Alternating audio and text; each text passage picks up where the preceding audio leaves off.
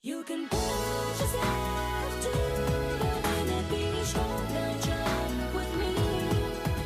You can fly above the rainbow with me. Hello and welcome to the Pixel Peasants podcast. This week we're joined by Dr. Science to discuss what he's been doing with his favourite game Tatsunoko vs Capcom and how he's turned that into the Tatsunoko vs COVID-19 tournaments.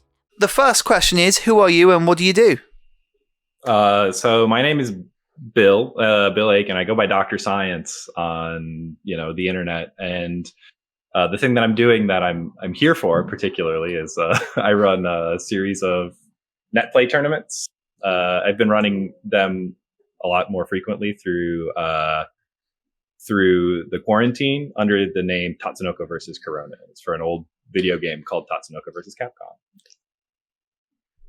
Great, and how's that been going for you? It's been going well. Yeah. When we first everybody started working from home and things like that, it was, especially here in the US, there was a lot of sort of resistance and people who didn't know exactly what was happening. So my initial sort of thrust of it was like, hey guys, let's just do a thing real quick. So that a thing that we'll do, everybody will stay inside, right? Social distancing. Haha, we're doing it, right? Thinking that it would be like this sort of one-off fun little thing. And then now we're like 3 months later and 7 tournaments down, and I have like 4 people working with me on it. We have like a significantly like more involved setup for it. So in that sense, I guess, yeah, it's gone well. Oh, nice. And what gave you... sorry. No, I just wanted to ask something because I'm very new to this. So Stan only introduced me to the tournament quite recently. Did you start the tournament then because of lockdown? Yeah, so we had been running net play tournaments for this game sort of on and off for several years now, like very infrequently. We tried to have sort of a monthly tournament series like a couple of years ago. It went okay and kind of gave up on it after a while and just did periodic things to help people practice. We do a lot of, I particularly, I guess I should say did offline tournaments here in the US at like major fighting game tournaments. I would do side tournament events, and that was sort of my big thing. And then there were some other people who were more interested in net play and stuff, and I worked with them to put together small things, but sort of nothing on this scale up until quarantine. Yeah. Oh, yeah, I see. Oh, that's quite cool. So, Stan, you were going to ask a question. Well, I was going to ask, I think the smaller net play, I think that raises a good question. There's always been smaller tournaments for games with less popularity than, say, like Street Fighter or the Marvel vs. series. Do you think that quarantine has helped boost the popularity of these smaller fighting games? Are the tournaments that run them? Yeah, it's definitely shaken things up. I mean, I think the biggest one that people saw was the EVO lineup this year, right? Where EVO is the biggest fighting game event of the year, and they have like the biggest name fighting games. And then quarantine hit, and they realized that all of these big name fighting games have really poor net play compared to a lot of other genres. They just don't put a lot of effort into making sure it's like super playable online. So EVO completely pivoted to a lineup of 4 games that had good net play and were maybe less popular titles, like indie titles, or just sort of different than the mainstream titles, which I think is really interesting. So those games in particular got like a huge boost. That's not really the case with our game. Our game's net play is still just okay. It's functional. And I think it was, it's been growing and it's been doing well, but I think that's more just because the people who would have maybe played it otherwise are just at home, and this is a tournament that's running, so they have a chance to just say, you know what, I will join that and come out and play. How does the net play work for Tatsunoko versus Corona? Because it's you use emulators in your tournaments, right? Yes, we use the Dolphin emulator. The game was originally on the Wii, and the in-game sort of netcode, once again, was really bad. It was like nigh on unplayable with anyone who wasn't like down the block from you. And after a number of years, Nintendo completely shut down the Wii online services. So now it's like basically impossible to even play it. And we got picked up sort of down the road on the Dolphin emulator, because actually the Smash Brothers community had been using it to do net play for Smash Melee on the GameCube. So we kind of rode the coattails of that, picked up on these online builds of this game, and sort of never looked back. I remember, like, I used to play Tatsunoko versus Capcom. I only ever played single player though, because like I think the total amount of times I got online play was like 2 times. I think I ever found 2 people, and I think one of them like quit. Like, well, I don't know if they quit. I think the Wi-Fi just cut out halfway through. So, yeah, it was rough out there. I don't know how it looked in the EU, but like, it was, the US net play was apparently a mess. I was actually living in Japan when it came out, so I could kind of make it work. But even then, it was just, I made it to the arcade whenever I could. I'm not sure if Stan has explained this to you before, but the podcast we do generally delves into how quarantine has affected people's lives, right? And we thought this was quite interesting. So I guess the most natural question that I can think of right now is like, how has it gone for you? We've gone into a little bit about the tournament became kind of bigger, but in general, how has it been for you? So I've actually I've had the opposite experience of, I think, a lot of people, which I've actually been way more busy, during quarantine. I've been working from home, and my job responsibilities have sort of cranked up, in that regard, unfortunately. And then also, I sort of took on the responsibility of doing these netplay tournaments, and I've tried to keep up like a normal streaming schedule and things like that as well. And as a result of that, I've actually been way more busy and had a lot more sort of commitments and obligations during quarantine than I did beforehand. But it at least feels productive, So you're definitely not one of those that get bored in the middle of quarantine. No, not at all. Like, I was an indoor kid anyways, right? I mean, I'm a gamer by trade, and then this just sort of amplified all of that, I guess. Especially the first few weeks of quarantine, I think there was a lot of people who talked about it at first, where everyone was like, I got this time at home, I'm really gonna do these things I always wanted to do, and I'm gonna hit these goals and learn how to do this and whatever. And yeah, for the first couple of weeks I was like, I'm gonna schedule these like Zoom hangouts with my friends, I'm gonna run this tournament, I'm gonna like learn this new game, I'm gonna do this, I'm gonna be working all the time. And like, it just like burned out really hard after the first couple of weeks of quarantine. After that, I've definitely had to scale it back, and we're actually moving the tournament series to a monthly format now, where it was bi-weekly for a long time. So I guess it's actually kind of funny because go ahead. No, you go first, Dan. You go first. I was just going to comment. It's kind of funny because it's a little bit.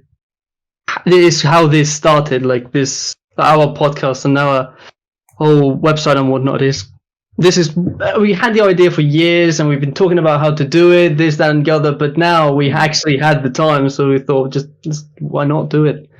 So yeah, I just found it funny, because it's the similar situation that we're in. Yeah, it's definitely a great time to take on sort of these creative projects that you've been thinking of, but you can't overdo it. Just because you're at home more doesn't mean you have infinite time all of a sudden. That's not how this works. Oh yeah, no.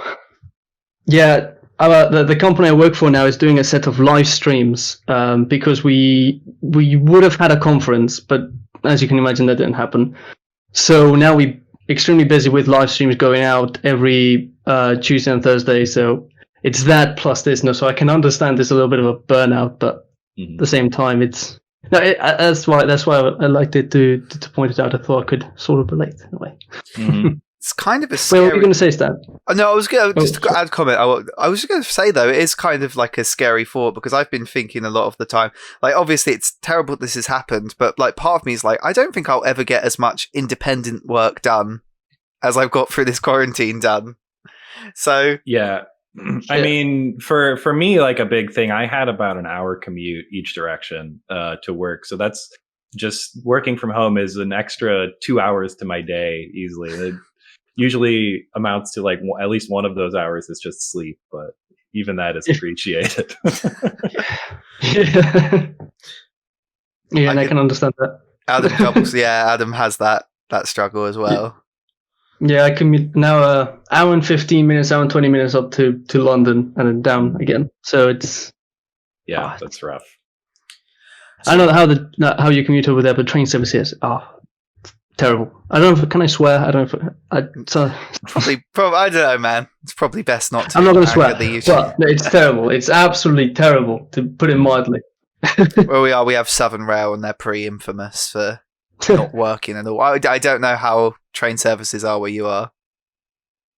Unfortunately, like I think the train service here, I'm in Chicago, and I think the train service is all right. But unfortunately, I work out in the suburbs, so I have to drive. So I just, sorry for the pause before there, because I was just wondering if we should keep it more or move on to the game. What's it like trying to, I don't know how to say, because I was going to say, like, try and keep this fighting game alive, because of course, with fighting games, it's usually Street Fighter and Marvel versus even, or anything along those lines that has like major, I don't know, after Marvel vs. Infinite, I don't know if that's the case anymore, but major tournament play. Infinite still is going. Yeah, they actually have, and those guys, they actually have decent netcode on their game, and they've been running even before quarantine a series called the Gauntlet, which is, I believe, a weekly tournament series, and they have a pretty dedicated and fairly large participant base for a net play tourney this whole time. So I mean, it's such a shame, because like from what I understand, Marvel Infinite Marvel vs. Capcom Infinite isn't actually like that bad a game. It seems like just a collection of smaller things that led up to it being. Well, I see shaking. Am I wrong here? Some people really like it. I mean, this is the thing. The way I always describe it is all fighting games and really all competitive games are bad when you really get down to it, right? You can get in there and you can find problems with it and things that it's like, this isn't balanced. This doesn't work how like I feel like it should work and whatever. You can always nitpick things about any competitive game, and it's important. I think the way I like to put it. Ooh, my windscreen is like falling down. I bumped it. I was gesticulating too hard. But the way you have to look at it, in my opinion, is you find games with problems that you are willing to accept and things they excel at that like speak to you, right? So there are people out there who really love the way that Marvel vs. Capcom Infinite plays, and that's why they still have a scene going to this day, right? There are some people that after Infinite came out and they played it for a while, said, "I don't like this. I'm going back to Marvel 3 or I'm going back to Marvel 2." And you can look at that as like splitting the player base or whatever if you want to be cynical about it. But like, I think that like these are all different games, and there are different reasons to enjoy them and different things they're good at, and you have to find what of those speaks to you, basically.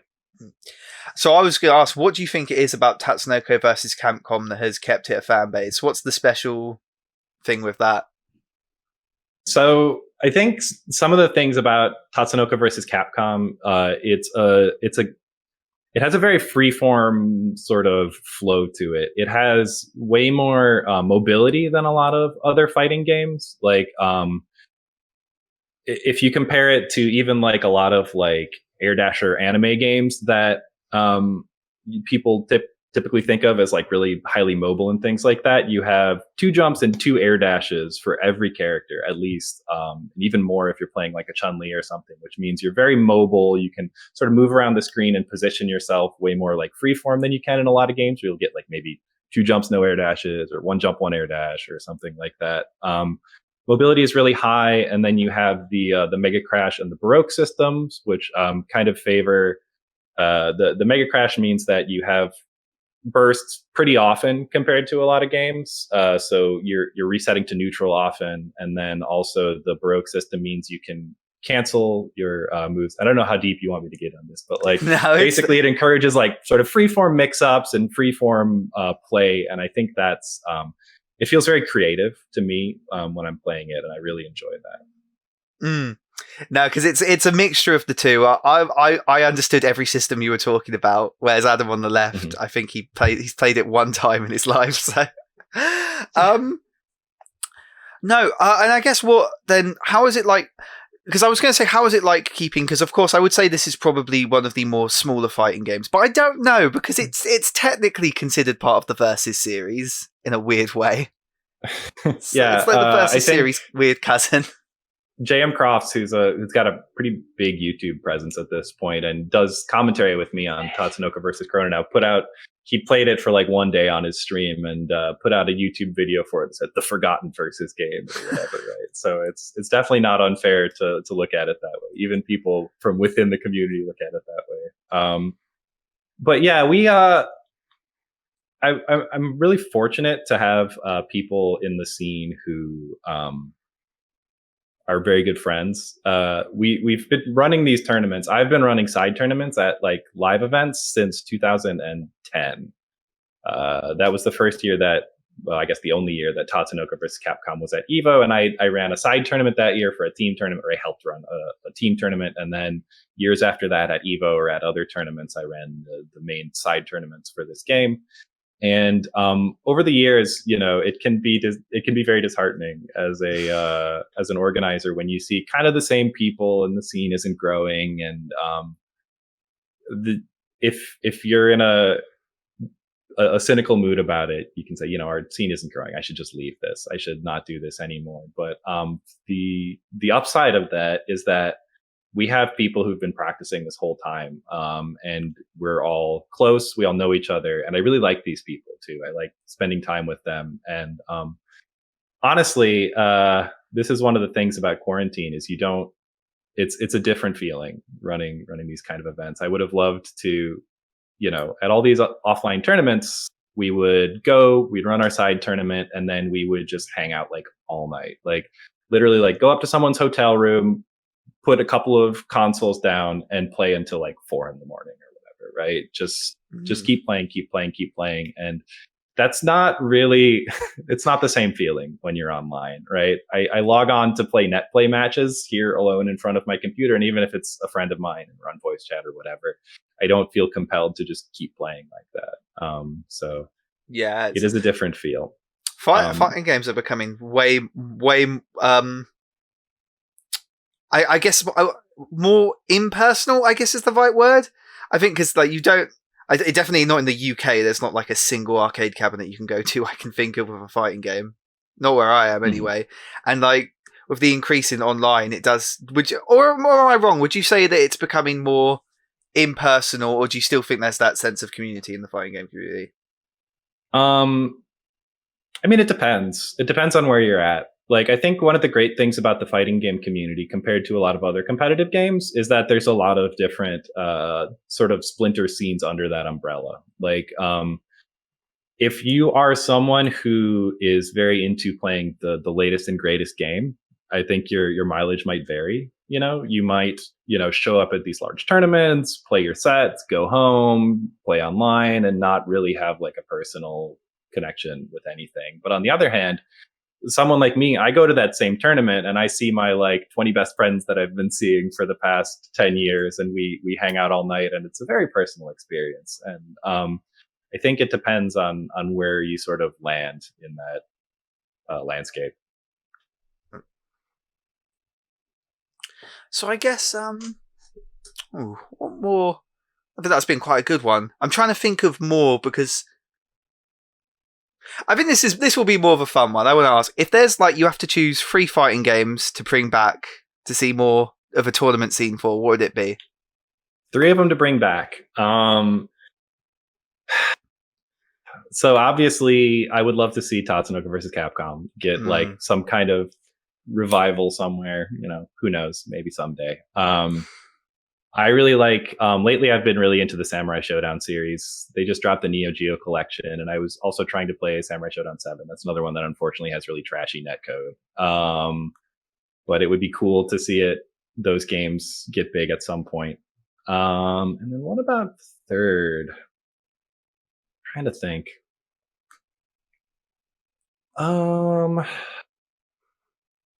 I don't know. I'll just say I'm really excited for King of Fighters 15 coming out next year.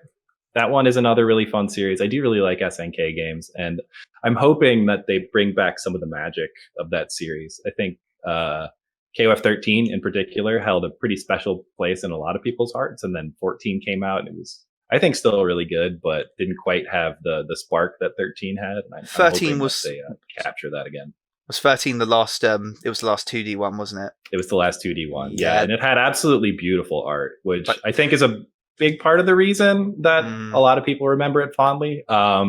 It had really just incredibly gorgeous sprite work, some of the best we've ever seen. And then also it had it was famous for having like very high execution barrier, like some very like extremely long combos with like very impressive technical execution that was just like really, really fun to watch at a high level.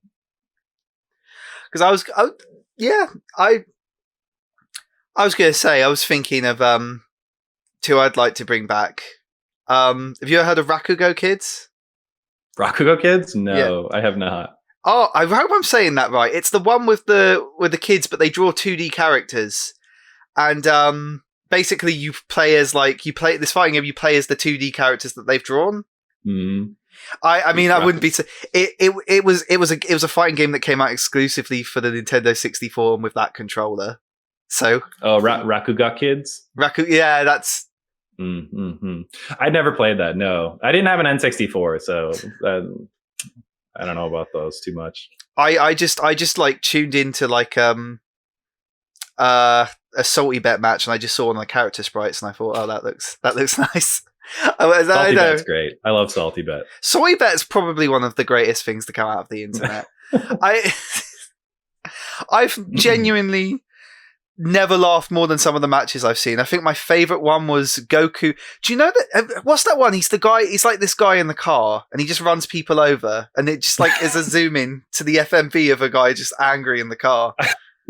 I've never watched enough. I know there are people who are like really, really into Salty Bet, and they're like, you know, this character, that character. Oh, this guy's definitely winning one. They have like an idea of like this whole like breadth of characters. And I've watched it and I always really enjoy it. And sometimes I'll kind of zone out at it for a while, but I've never gotten to the point where I'm like, oh yeah, this character and oh yeah, that character and whatever. Like, I don't know. I haven't gotten that into it. Oh god, no! I feel like you lose the magic if you know who's going to win. Like the part of the fun of Salty Bet is just that anything will happen in those matches. Yeah, part of the fun is you get some weird little anime girl, and everyone's like, "Yeah, bet on waifu or whatever," and then there's Goku on the other side, and you're like, I don't know. I always love it when like a Hokuto no Shin or Fist of the North Star character just pops out, and then I know where my money's going. I was going to say, and then the one, I know it kind of has a competitive scene, but I wish the meme had kicked off more. I quite liked looking Shrek Super Slam. That was a fun one. Shrek Super Slam. I mean, yeah, that's, was there like actually a scene that was developed around that? Or was that, like, my understanding was that was mostly a joke. It's mostly a joke, but then there's like actual technical terms like crumpet dashing. There's an actual tier list. There's actual people in the competitive scene people know. Like, you can just pick up and beat the top Shrek. There is an actual competitive scene. I don't think it lasted. No, I believe it. I do enjoy doing things like that. When I was living in Japan, one of my favorite things to do, I had one friend who was into fighting games as well, who lived in the apartment below me. And we would go over to like just any used shop and find like a $1 fighting game that we had never heard of, right? Just take it home and give it like a solid 5 hours or whatever and see how it is. So I really do appreciate people who really try and get in and find tech for these just awful games. One of the recent ones we did, there was Yang 2020 Path to the Presidency. Did you hear about that? No. Is it Yang 2020? It sounds similar to, was it Dong Dong Never Die or something like that? Well, no, Dong Dong Never Die is a completely different beast. No, okay, Yang 2020 was based around an American presidential hopeful named Andrew Yang. And this was like a fan game that somebody made where it was Andrew Yang and then other presidential hopefuls in a fighting game. and it was bad. It was rough. But I brought like, this was before quarantine. I brought like 3 or 4 friends over, and we spent like the whole afternoon, just grinding it out, and we put together a tier list and, talked about our reasonings on it and everything. So, it's fun. It's fun doing stuff like that. If they had just improved that, Jan could have won the primaries if they had just got that right. Yeah, he was close. It was just because the fighting game wasn't good. The problem was the unblockable low jabs. That's why he didn't win the presidency. Joe Biden's overheads were just too good. No, Joe Biden was low tier. Oh, that's I'm one of the foremost experts here. I just gotta let you know. I could tell which presidential candidate would win in a fighting game tournament. I guess to another. Actually, I was going to say fun one. This is a controversial one that could have massive ramifications for your career. Is Smash Bros. A fighting game? Is Smash Brothers a fighting game? Yeah. I mean, yeah, it's a platform fighter. Why not? I guess. I think that one of the things I'm more. It's easier for me to be like, yeah, it's a fighting game. I have a lot of friends who play Smash Brothers, but also our scene has had a lot of crossover with the Smash Brothers scenes over the years, because it was a lot of people who like, it was like an age group or an interest group or whatever thing, but people had a Wii and they played, Melee, and they played Brawl, and then they're like, oh, and this is another fighting game. I'm going to play Tatsunoko versus Capcom. So over the years, like I know at the side tournaments at Evos in the first few years, we would share setups with like Smash tournaments and things like that. So I think that also I feel like it helps our viewership numbers too. One of the things about our scene that's always been kind of inexplicable is we've had really high viewership numbers. Like if you go back, like a lot of times the side tournaments at these larger tournaments, they'll have like a whole stream all day of like, 8 or 10 games, and they just the top 8s of all of them. And then for some reason we have like popular games like, Marvel 2 or CVS 2 or like whatever, which are significantly like larger competitive scenes than us. And we just like blow their views out of the water somehow. I don't know where these people are. I don't know why they're watching. But we end up with just like huge viewer numbers. And I think that, I feel like it has to be some subset of people that had the Wii and like have nostalgic memories of this game, even though they never really took it seriously or whatever. And they're just like, hey, that game. I'm honest to God trying to think like what the Wii has fighting game wise. Because that might be it, because I'm trying to think. Smash Bros, Tatsunoko. There was a Guilty Gear port on the Wii, which, it wasn't a good one. Oh, okay, well. They had a Guilty Gear port for the Wii with optional motion controls where you could swing the Wiimote like harder to get harder moves, and it was a whole mess. I'm trying to think. Me and Adam, it never really got off the ground. We had one where we played like Wii fighting games, and what was it? There's Tournament of Champions. That's another one. Oh, that one's you won't find anything there. I don't. It's like it's this really weird. It's like imagine a bad Punch Out, but worse than you're thinking. You remember that, Adam, right? Nice. I think I do. It's the one with the very odd maps and animations. Where there was a certain. I think you had to like recharge your health as well, didn't you? Oh, every match, yeah, by swinging the Wii remote up and down. Yeah, that was all they knew how to do with motion controls for a bit. That's funny. If you want, like you were saying, you like picking up ones, you could probably find that for like, I know what 150 like sterling is for the US, but yeah, you could find it super cheap, and I'd recommend that one. That's for the first 1 minute, but then never play it again. Yeah, no, I'm a big fan of the Kusoge style fighting games. I've always really enjoyed that, so I'll look into that. And I guess just wondering, because I was kind of interested in this. So when Evo starts up and you have the smaller booths, where are the smaller booths held? So how do they do that? So it kind of changes year over year, but most large tournaments will have what's called sort of historically they have what's called a bring your own console area where you can just bring in a setup, set it down, play whoever you want. They just have tables and outlets set up and maybe monitors, and they say, go nuts, guys, whatever you want, this is your space, right? So historically, side tournaments would just be run by doing that, right? Like you're in charge of publicizing your own event. You tell everyone when it's going to be, tell them it's going to be in the BYOC area, and then you like go set up a little bit beforehand. Maybe you've got a sign or whatever, and you just have people show up and you play. As time goes on and the FGC is getting bigger and sort of more advanced, there's different sort of levels of engagement that the tournaments are having with this. I know one of the big tournaments here in Chicago is Combo Breaker, and they were one of the first ones that really sort of took initiative in saying we want to be involved in our side tournaments, and they have like an application form for a side tournament, and if you get approved, you have like guaranteed space in like an approved side tournament only room, and then they'll have like a streamer in there who's gonna they schedule the top fours for all the games, and you get your top fours on stream. Maybe they give you medals and stuff like that. Even though you're not officially on the tournament registration, they kind of sanction your tournament there.